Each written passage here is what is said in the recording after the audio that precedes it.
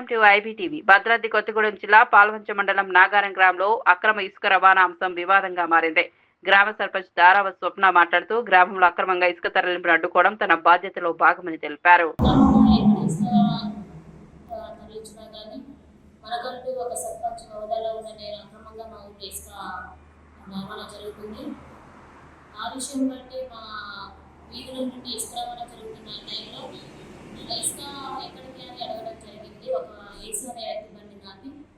ఆ యేసు అనే వ్యక్తి మాట్లాడే విధానం కూడా దుర్భషల అంటే వేరే విధంగా బూతులు మాట్లాడుకుంటూ నీకేం అవసరం, నువ్వెవరు నన్ను ఆపడానికి అన్నట్టు మాట్లాడేసేసరికి అసలు అతను మాట విధానం అనేది కూడా అసలు నీకు సంబంధం ఏంటి అన్నట్టు మాట్లాడారు.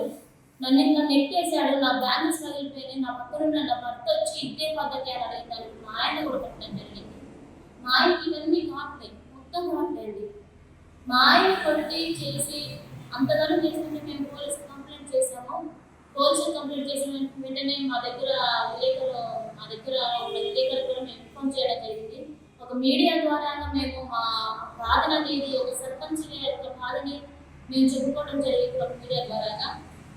అవన్నీ జరిగిన నిజాలు, ఆ నిజాన్ని పక్కన పెట్టేసి తప్పుదోవ పట్టించడానికి నిజాలని ఒక విధంగా ఇవ్వడానికి సర్పంచ్ అదాశించింది ఇదాశించింది అని నా మీద లేనిపోని నిందలు. ఒక క్రిమినల్ ఒక యేసు అనే వ్యక్తి అక్రమంగా ఇసుక రవాణా చేస్తుంది అడ్డంగా దొరికిపోయిన వ్యక్తి నా మీద ఇలా చేయడం అనేది చాలా బాధాకరంగా ఉంది.